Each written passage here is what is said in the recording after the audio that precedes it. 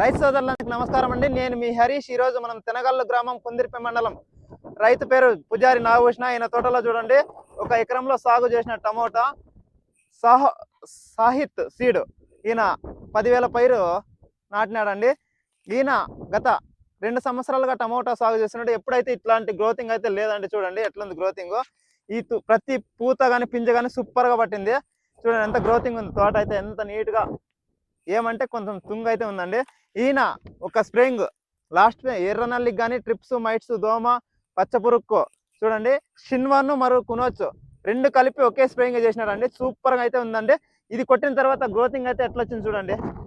పూతులు కానీ పింజు కానీ. ఎర్రనల్లి అయితే మెయిన్ ఉండదండి.